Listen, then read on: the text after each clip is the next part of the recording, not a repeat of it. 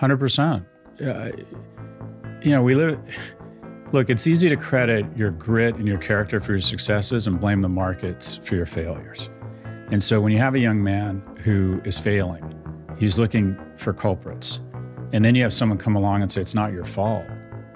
And they start saying that the reason you can't find a date, it's women's fault. It's their fault, it's not yours. It's not that you haven't developed the skills or demonstrated the discipline to develop the attributes that others find attractive. It's their fault.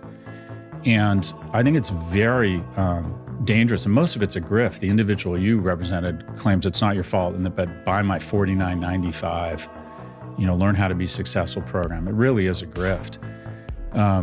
And people, Trump is sort of a version of that, right? I mean, if you think about what's happening in America, the Democratic Party is basically becoming the party of educated women, and the Republican Party is becoming the party of uneducated men.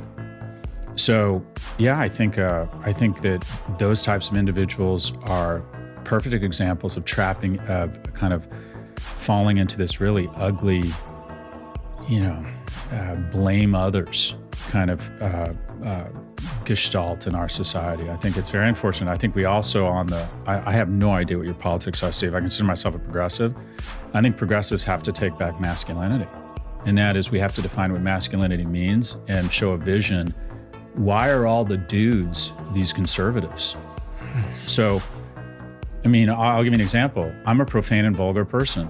And on the left, they immediately conflate. I've cursed several times on this show. I talk about sex very openly and very crudely. That doesn't mean I'm not a feminist. Doesn't mean I don't have progressive values. So I think the left needs to take back profanity and vulgarity, and I think we need to take back masculinity.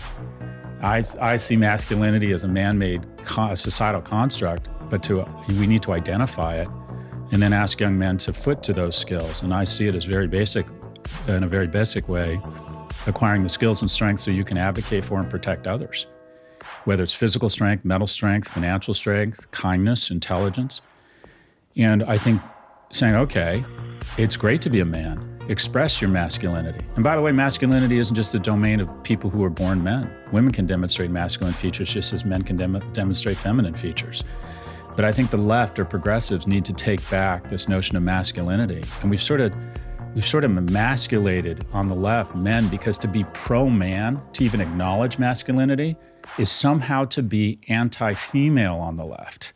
And that's not true at all. You know who wants more men? Women. Or that's what I find.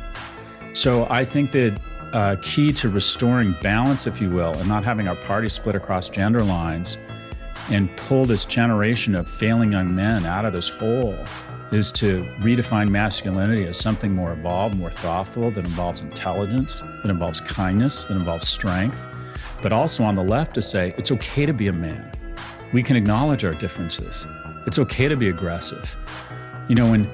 When Russians pour over the border in Ukraine, you want some of that big dick energy. There's some features of distinct to men that is really important in our society and should be celebrated. And all of it has been, in my opinion, not all of it, a lot of it has been on the left conflated with toxicity. And there's some of those attributes that can lead to terrible behavior, but most of it is a good thing in our society. Most of it is needed.